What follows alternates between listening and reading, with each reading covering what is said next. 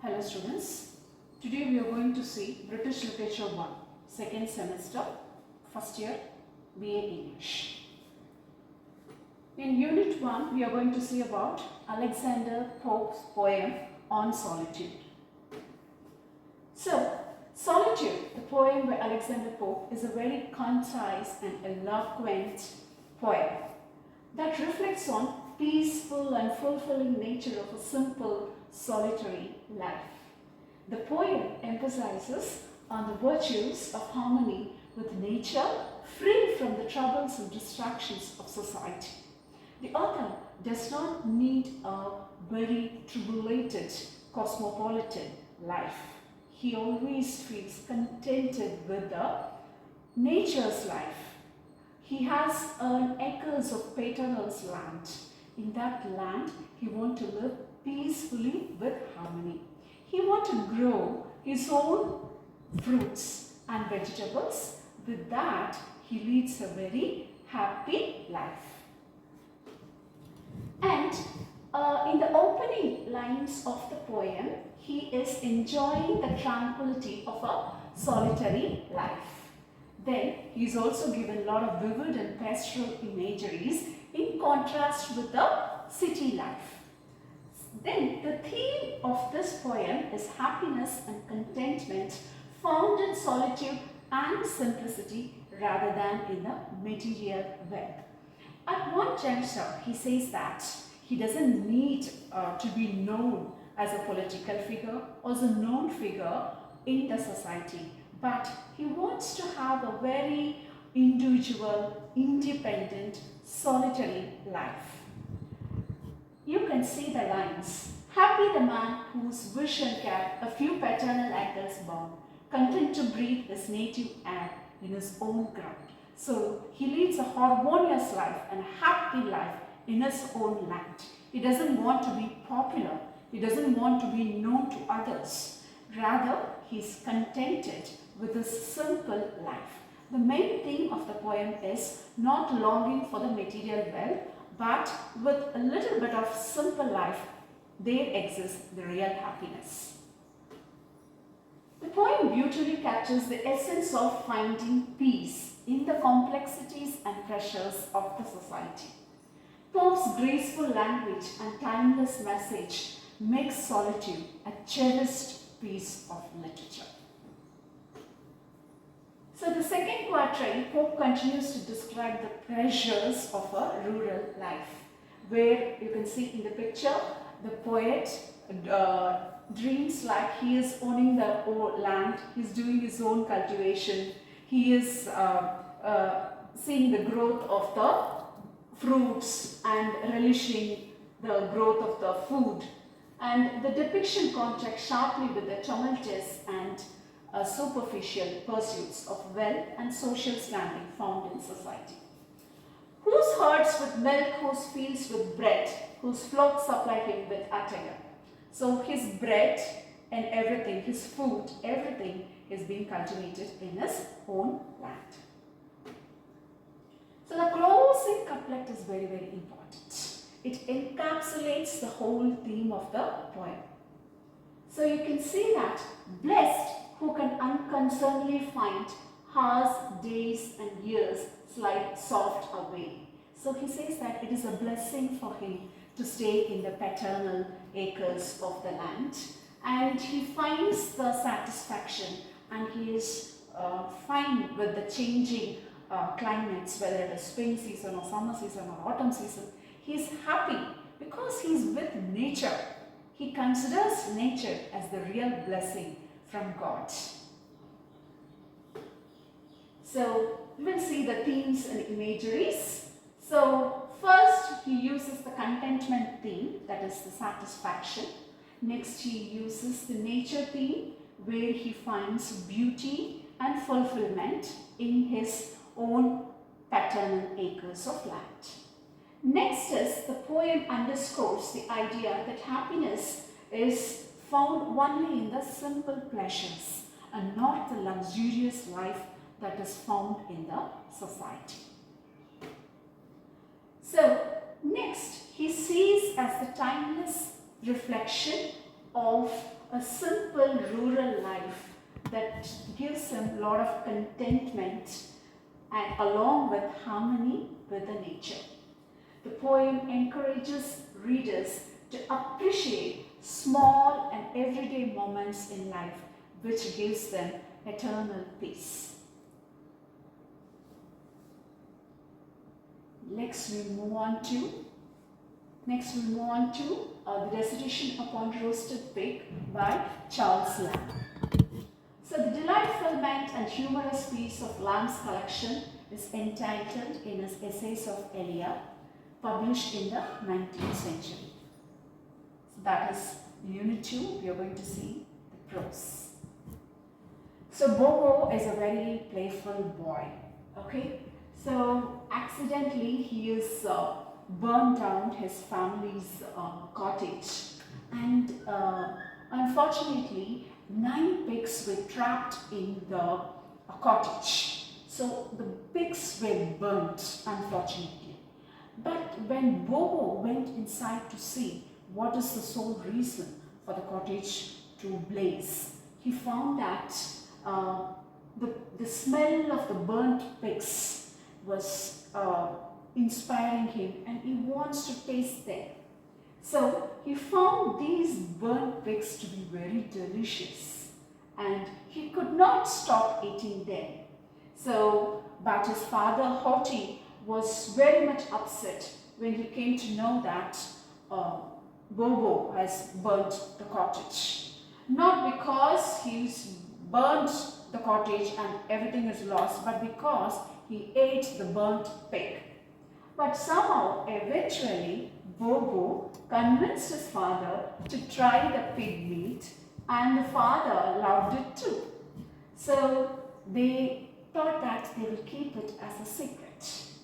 Yet more and more frequently, a cottage fire happened in Hoti's house.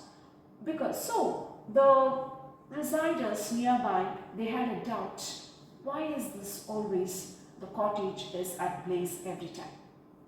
Now, since the whole family is so elated by the taste of the burnt pig, each and everyone wants to taste this.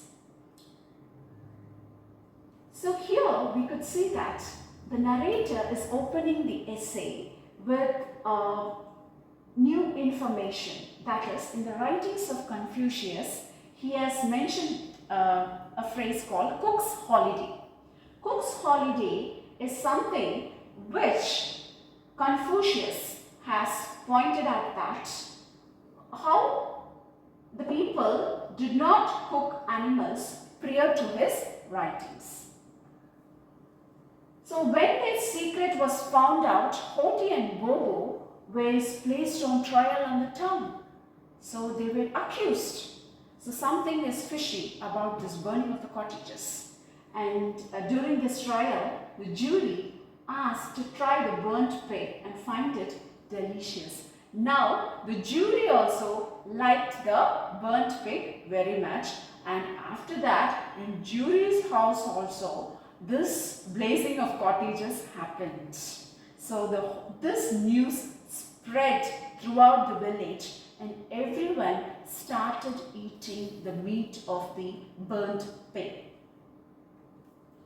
So the narrator admits to enjoying all the fine meals available, from strange fowl to oysters, and sharing them with their friends. But he recalls an incident when he was a child. His aunt baked him a cake, a plum cake, which was very delicious and especially for him. But when he confronted a beggar and was very hungry, he wants to offer to the beggar. But at times he felt very guilty that he has been blamed for the hypocrisy of his giving spirit on the indiscretion. So finally the essay concludes with the anecdote about how ancient people used to sacrifice pigs by whipping them and raising a moral conundrum about enjoying the meat of the animal. So he, in the final note, in the concluding note, he leaves a very indifferent notion to this conundrum, because he suggested that a tasty sauce made of shallots to eat the pigs with. So that is the analysis of this prose. Next, we are going to see a masterpiece of literature, that is the play of Duchess of Malfi. So, John Webster, his period of time is from 1578 to 1632. He was an English Jacobean dramatist. And he is well known for his tragedies like White Devil and Duchess of Malfi. So these two are the masterpieces of John Webster, and his life and career overlapped with Shakespeare's. So now we will move on to the plot summary. So the plot summary introduces us to the widowed Duchess of Malfi, who has defied her brothers, Duke Ferdinand and Cardinal, because these two brothers are very jealous of the Duchess' fortunes. So they don't want her to get married again. Okay, they don't want her to remarry. So what they did is they live in happiness until their secret is discovered. That is, what is the secret is? Duchess of Malfi secretly married Antonio, a steward, leading to a spiral of betrayal and vengeance orchestrated by the brothers by Bozzolo. But Antonio is a very loyal steward of Duchess, and she has a true love for her. So Duchess and Antonio got married secretly. So now Antonio and Ferdinand always have a doubt that Duchess will definitely remarry. They don't want that to happen. So they are sending a spy named Bozzolo to inquire upon the Duchess. They are appointing him as the horseman. Duchess does not know that Bozzolo has come to spy on her. Rather, she trusts Bozzolo initially. But after a while, what happens? Bozzolo started buying the apricot fruits to test whether the Duchess is pregnant. When we take the history or the background of Bozzolo, he was a criminal who was released from the prison. Actually, he went to the prison because a cardinal has sent him for a murder. So he became very loyal to Cardinal and Ferdinand right from the beginning. And when he was coming from the prison, he thought he saw a very indifferent attitude by Cardinal. But later on, he came to know that Cardinal has a secret plan of appointing Bozzolo as a spy of Duchess. So since no one should be suspicious of the secret relationship between the dukes and Bozzolo, Cardinal showed an indifferent attitude when Bozzolo was coming from the prison. Next, we will see the themes. The major themes are politics and corruption, class, religion and sin, then guilt, death and suffering. So, here in Catholic Italy, in Roman Catholic Italy, English Renaissance audience have associated the stereotype of sophisticated corruption. So the people in the aristocrat family, how they are indulging in corruption. That is one main theme. Next is religion and sin. Sin and the religious consequences are rampant in Duchess of Malfi. The class, because there is always the disparity of the class that is prevailing, because Antonio belongs to a very low class in the society. So the brothers cannot digest the fact that Duchess is marrying a person who is from a low class society. Then comes the guilt, death and suffering. Throughout this play, we would see all this death and suffering and also this guilt. Because the deaths of most of the main characters pretty much guarantee that Webster achieves a spectacular level of horror. The play is very horrific because many characters are killed and tortured, and finally there is a lot of imprisonment and execution, notably death. So now this Duchess of Malfi, okay, she has very loyal people in her acquaintance. The character Cariola is introduced to us, who is of greater value, trusting to the Duchess. The Duchess tells her to hide behind the arrays where she can overhear the scene to follow. And Antonio enters to fulfill his appointment with the Duchess. So throughout we could see that Cariola is a very loyal maid to Duchess. Next we will see the love and male authority. Yes, this play can also be considered by feminists because women are tormented and tortured by men. Even if it is her brothers, they don't have any right to torture a woman very intensely. So, Duchess of Malfi explores love and male authority in a traditional society in which women are subjected to the wills of men. So, women cannot live independently in a Catholic Roman society. They always are slaves to the men. Even though they have rich positions, high positions in the province, they're not allowed to take decisions on their own. So the cardinal's illicit relationship with Julia provides an example of a woman successfully controlled by a man. So Julia is a character who is controlled by cardinal.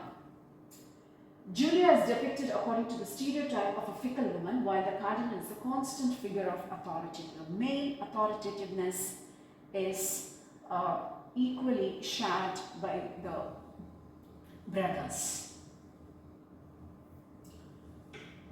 Now we will see Act 1. The widowed Duchess of Malfi secretly marries her steward in Act 1. And Antonio, defying her brothers, Duke Ferdinand and Cardinal, who have forbidden her to remarry.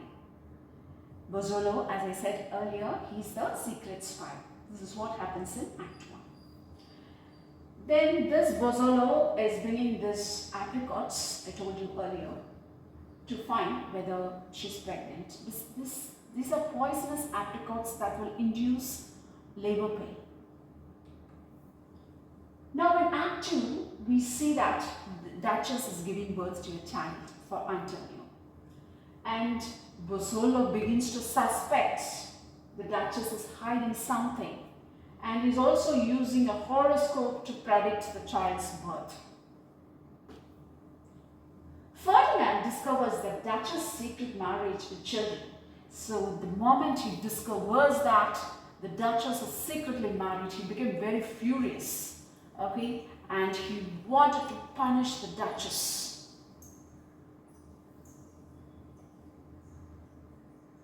So in Act 4, the imprisoned Duchess endures psychological torments. The audience really feel pity for the pathetic situation of the Duchess. Despite her suffering, she proves herself as a woman of aristocracy. She remains dignified, she remains resolute, but this Bozzolo ultimately kills her children, and even the pitiable maid Cariola.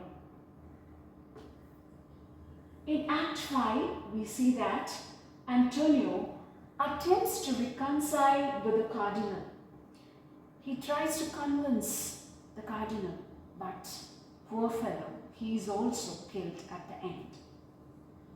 Bozzolo now has become more remorseful to seek revenge. He kills the cardinal, he also kills Ferdinand, and also fatally wounded himself, because Bozzolo, as in his unconscious mind, has some goodness. That is why he was feeling guilty for the Duchess, for all the torments and all the tribulations that he did to the Duchess.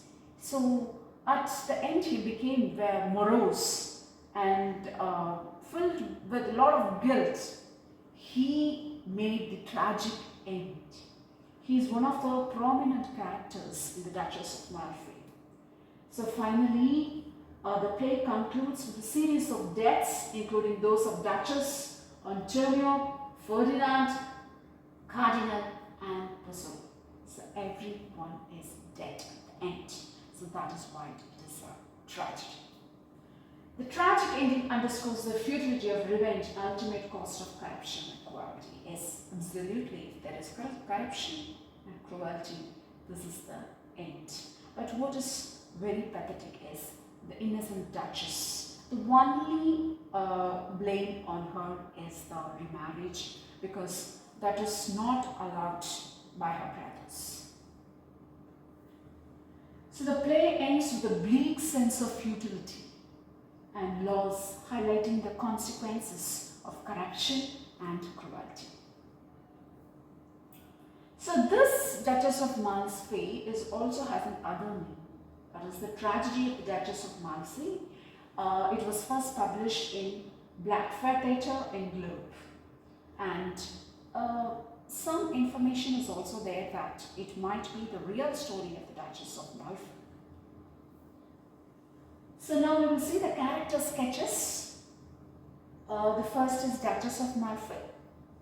She is the protagonist of the play, and her traits: she is a very noble person, is a compassionate and also courageous. The only blame on her is defying his brothers of indulging in remarriage. But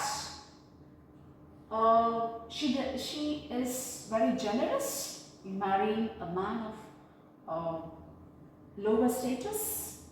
So she is a woman who has portrayed the sincere love. Despite her tragic end, she remains dignified and resolute, embodying the strength and integrity. Next, we will see the character of Antonio Bologna, the steward of Duchess. So he is also a very honest and loyal and a prudent steward. Antonio deeply loves Duchess and her children. So his character is also innocent, and he is very loyal to Duchess. So his virtues make him, even though he belonged to a very low class in state society, he is a fitting partner to the Duchess. His fate is intertwined with a tragedy, highlighting the play's themes of loyalty and love. Next is Bozzolo. As I told you earlier, is a former convict, and now he has been a spy for Cardinal, and a secret spy for Cardinal and Ferdinand. His character is very complex and conflicted and ultimately tragic. Bozzolo is initially driven by self-interest and bitterness, but he grows to regret his action against the Duchess. That is why he felt guilty at the tragic end. His moral ambiguity and eventual guilt all add depth to his character. Next character is Ferdinand, the Duke of Calabria and brother of the Duchess.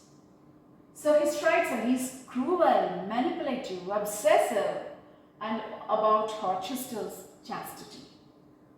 So Ferdinand's jealousy, madness, everything is throughout the play's conflict. His descent into lycanthropy symbolizes his complete moral degradation. Next we see the character Cardinal. He is the twin brother and he is also highly hypocritical and cold and calculated, treacherous, and also he is corrupted and he abuses the power. His lack of remorse and cunning nature makes him a chilling antagonist. Next we see the character of Carrier. So she is the Duchess' loyal maidservant. She is devoted, brave and also protective for Duchess. He supports the Duchess, he protects the Duchess throughout her trials, and she has also sacrificed her own life for the goodness of the Duchess. So she has shared the futile end of the Duchess. So the themes of fidelity and sacrifice and loyalty and everything underscores her character. Next we come to Delio, who is Antonio's friend. He is also very loyal and supportive and a sincere friend to Antonio. He helps him a lot and he provides a voice of reason and serves as a counterbalance of the treachery of the characters. He survives the play's tragedies and offers hope for a brighter future. So now you can see the highlights. The first highlight is forbidden love and marriage. Next is tyranny and corruption. Next is the role of Bozzola, so where he seeks redemption through revenge. Then finally, what is most tragic is the psychological torture that the Duchess underwent. She was murdered brutally by Bozzola. Next, we come to the Unit 4, that is Dr. Faustus by Christopher Marlowe. So Dr. Faustus is a timeless exploration of the human condition, blending the supernatural elements and also the philosophical traits. So Christopher Marlowe's masterful storytelling and his eloquent and rich language has made this piece as the cornerstone of literature.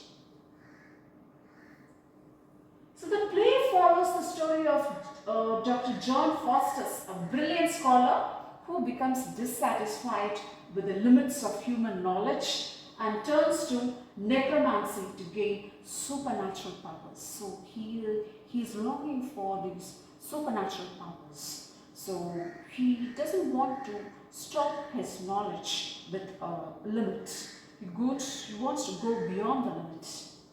So that is why what he does is he has a pact with the devil and exchanging his soul for 24 years of unlimited knowledge and worldly pleasures. So as the years pass, Faustus indulges in various exploits and confronts the consequences of his deed. In the end, he faces an eternal damnation.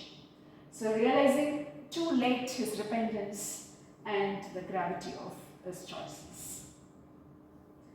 So what happens in Act 1 is Faustus conjures up the demon Mephistopheles and he offers to trade his soul to Lucifer for the exchange of the service for 24 long years with unlimited power and knowledge.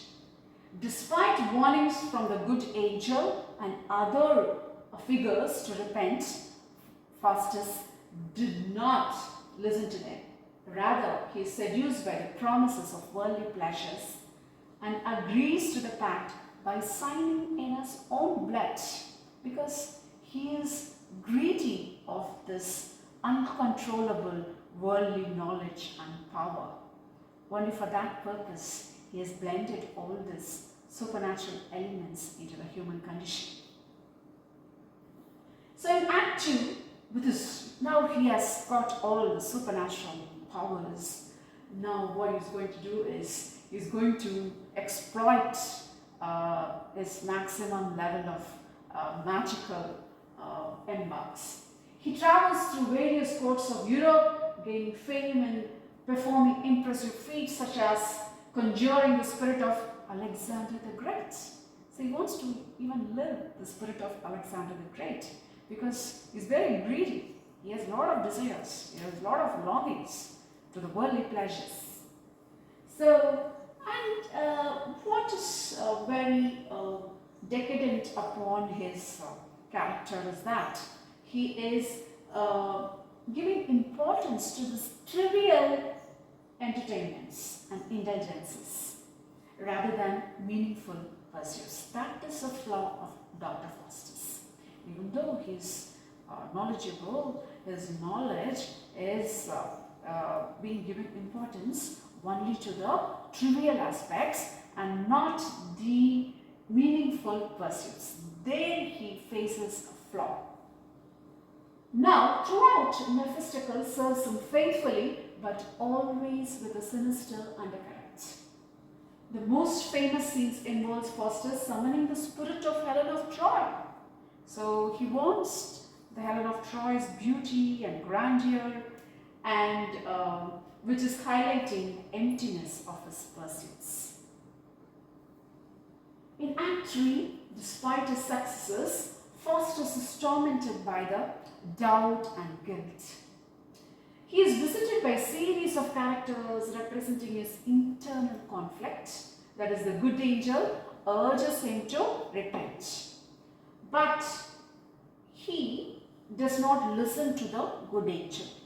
But what is the evil angel doing? The evil angel is constantly asking him and encouraging him to continue his path of damnation.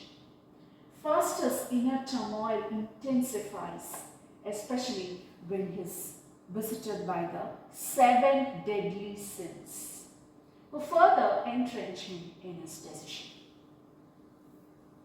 So in Act 4, what happens is, Faustus continues to use his powers for frivolous and mischievous purposes.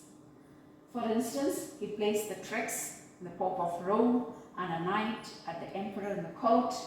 Then, despite fleeting moments of remorse and thought of repentance, Dr. Faustus remains committed to his doomed pact.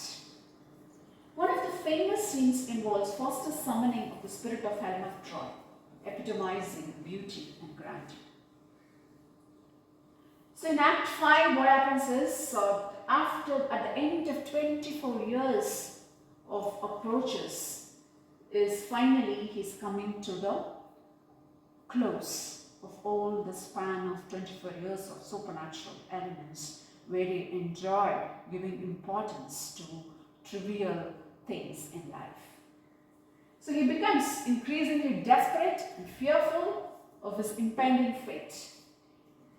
But in his poignant final soliloquy, he is repenting, he is pleading that he wants his years back, but now it's too late. His appeals go unanswered because the time once gone cannot be brought back. As the clock strikes midnight, a host of devils appear. So devils are always correct in their timings. They are perfect in their timings. So at the moment the clock strikes midnight, host of devils appears and Faustus is dragged off to hell. So this is the tragic end of Dr. Faustus.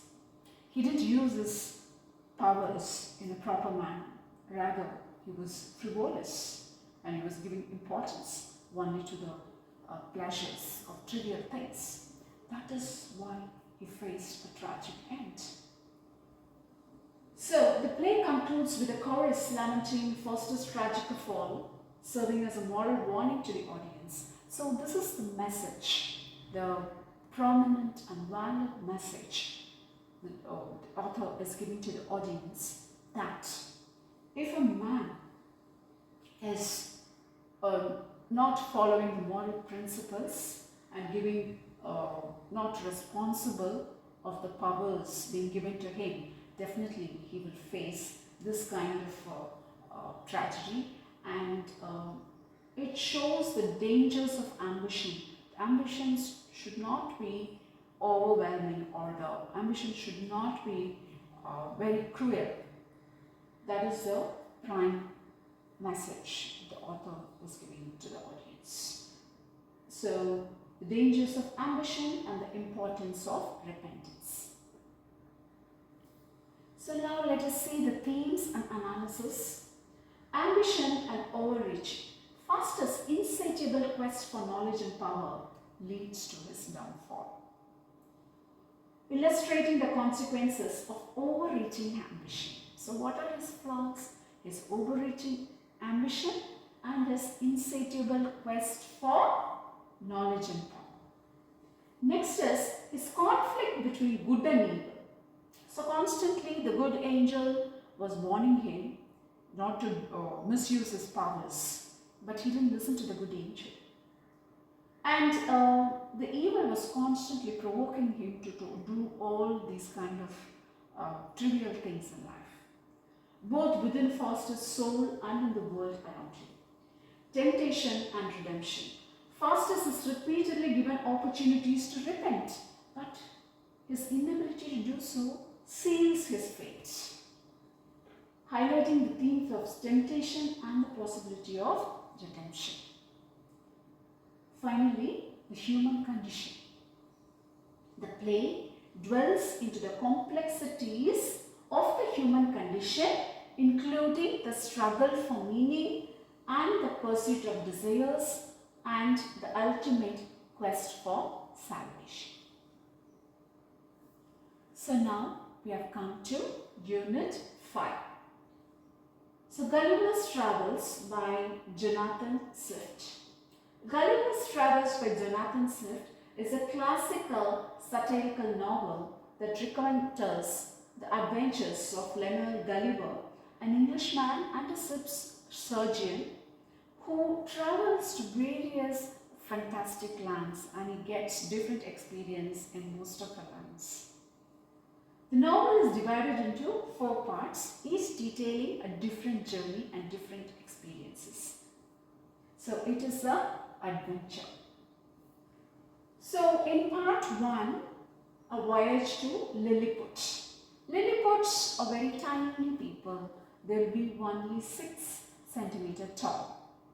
So his first voyage was really adventurous because he met all these tiny people, 6 centimeter people, and he has explored a lot in that Lilliput island. So despite their small size, the Lilliputians have a highly organized society. So we cannot think the Lilliputians seeing their tiny figure.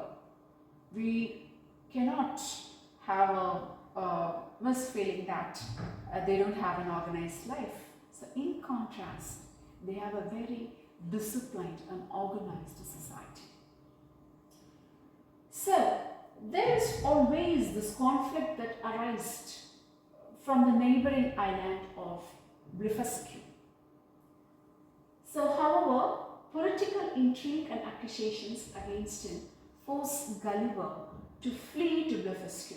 Yes, of course, he liked all this complex political systems of Lilliputians, but due to some tragic situations, he has to flee to Blefuscu. And however, he was enforced Gulliver to flee to Blefuscu, from where he eventually returns to England. Then part 2, we are going to see about the voyage to Brobdingnag. So in the second voyage, Gulliver finds himself in Brobdingnag, a land of giants. So now he is the tiny one. In the previous part, he might be looking as a giant, whereas the Lilliputians are very tiny. Now in the land of Brobdingnag, the giant land, he remains very, very tiny.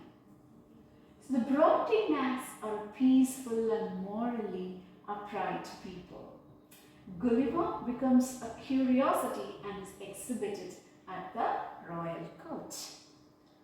He has several conversations with the Prince of Brobdingnag, But the king did not like uh, the immortality that is being perceived by the European societies.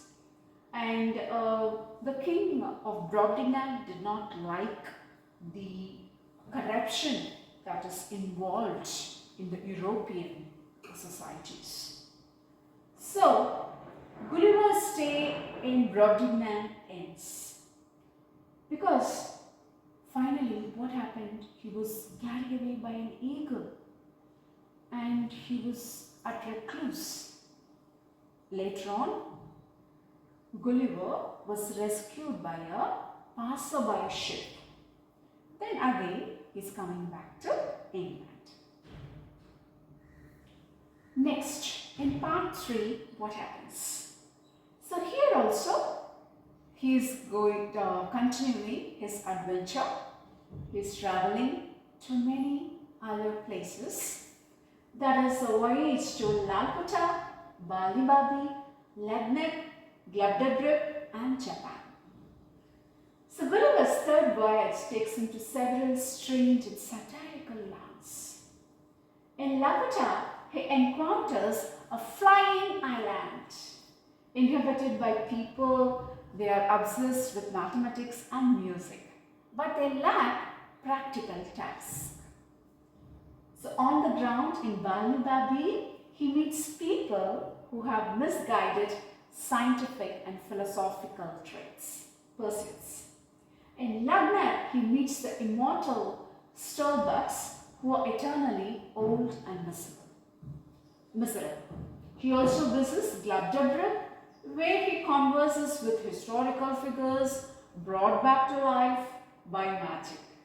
So we see here many different places. That is, in Lalkota, he's encountering people who are obsessed with mathematics and music, but they are incapable of practical tasks. In the Balibabi, he meets people who are misguided by scientific and philosophical pursuits. In contrast, in Luggnagg, he meets the immortal people. Immortal people is, they don't have death at all. They are immortal. So, they are like Stradbacks. So, since they are immortal, they are very old and miserable. Next, last he visits the Glubbdubdrib, where he converses with the historical figures are brought back to life. So something of magical powers is sustaining there. So there is these historical figures to whom he is conversing. Historical figures were already dead. They are brought back to life by magic. So it seems to be a magical island. So there he is conversing with these kind of historical people. So finally he stops briefly in Japan before returning to England. So now we move on to part 4 of Gulliver's Travel by Jonathan Swift. So in part 4, what is an adventure he's going to see? Yes, he's traveling to the country of Houyhnhnms. In his final voyage, Gulliver arrives in the land of Houyhnhnms, where he sees rational and knowledgeable horses. So these horses live in a very orderly society. They are living peaceful society. The Houyhnhnms are contrasted with the Yahoos. Houyhnhnms are knowledgeable and rational, whereas Yahoos are eventually becoming so disillusioned with humanity. So he wishes to stay with Houyhnhnms because we felt that Houyhnhnms are better people to stay with, since they are knowledgeable as well as rational. So But these yahoos seem to be brutish and savage, human-like creatures. Even though they are human-like, it doesn't want to stay with them because they are brutish people. Next, however, the Houyhnhnms see him as a threat. But the Houyhnhnms did not like Gulliver to stay with them. So they saw him as a threat and then they had exiled him. Gulliver is reluctantly rescued by a Portuguese ship and he returns to England where he becomes a recluse, preferring the company of horses to humans, because since he was very much associated with the behavior and the demeanor of the horses, he liked to stay with them. But only the horses disliked Gulliver. That is a sad thing on the part of Gulliver. But even when he was brought to England from Houyhnhnms, he still want to be a recluse and want to stay with the horses when compared to the humans. Next is, we are going to see a very deep description of these places, because there are so many places given in Gulliver. So in part 1, what is the place? Lilliput. So in contrast for the Lilliput, we also see another place, that is Blefuscu. So finally he is chased to Blefuscu. Next, his place is Brobdingnag. Brobdingnag is a place of giants. In contrast with the Lilliputians, who are a people of 6 centimeter height. So they are the tiny people. Lilliputs are in contrast with Brobdingnags because they are the land of giants. Next is, they lead a very peaceful and morally upright people. Even though they are giants, they are following the moral principles. So they are the upright people. And Gulliver is becoming very curious about the royal court that is exhibited. And he goes on with several, what irritates the king is his conversation about his European society. So they feel that these European societies are very corrupted and they are not following the moral principles. So this piece, this is a masterpiece in literature. It can be taken as a damnation of the European societies. In a way, the author feels that the European societies are becoming more corrupted day by day. So that is why he is referring to all these other islands. Gulliver's stay in Brobdingnag ends when he is carried away by an eagle and rescued by a passing ship. But the Brobdingnags did not like Gulliver. That is why they punished him. They exiled him. How they exiled him? They made him taken by an eagle, and unless and until if the ship has not come, he wouldn't have been rescued to England. So this is the thematic notion of how Jonathan Swift is seeing this Gulliver's Travels. He is not very appreciative about the European societies. He always says that either it is Lilliputians or Brobdingnags, all are leading a perfect life. They are having certain principles, they are having an organized society, and they are clinging on to it. So the king is horrified by the conversation of Gulliver. Why? When he's talking talking about the society, the European society.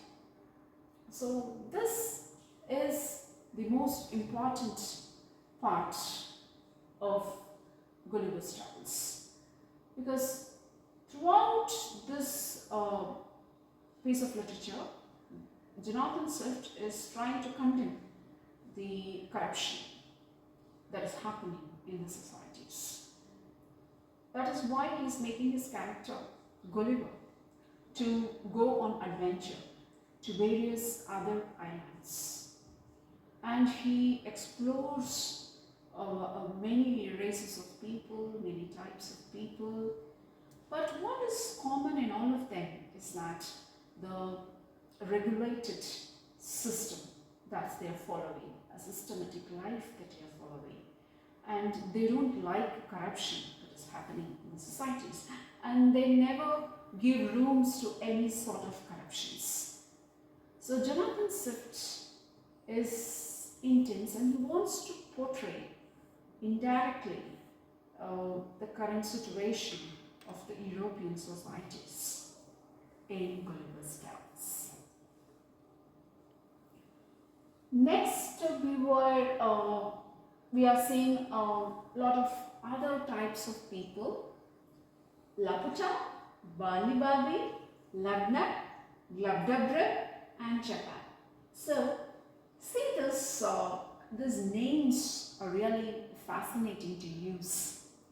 So it's like an illusionary voyages, the travels. So the travelogue that he takes place is beautifully, eloquently described in his amazing verbatim.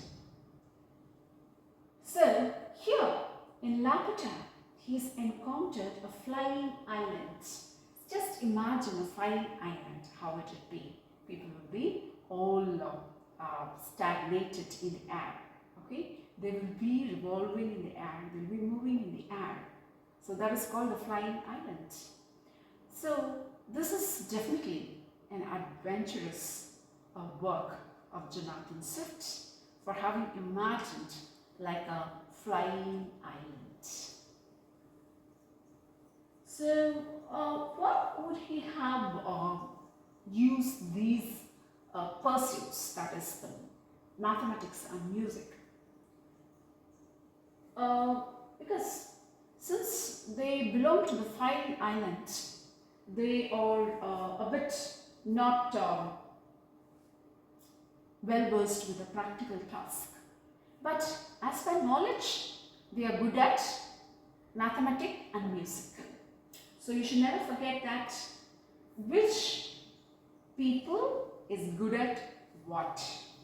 So Laputa is good at mathematics and music. What is they are lagging? They are lagging practical task. Whereas the next ground is Bali. Bali, they have misguided scientific and philosophical pursuits. So these people of Laputa are having obsession with mathematics and music, and they lack practical tasks. Whereas Bali, they have misguided scientific and philosophical pursuits. So Luggnagg, he meets the immortal Sternbucks. So you can have a good comparison of Luggnagg and Glubbdubdrib, and a comparison of Laputa and Bali. So if you take it that way, it will be very easy for you to remember which people have which type of island and what are they obsessed with.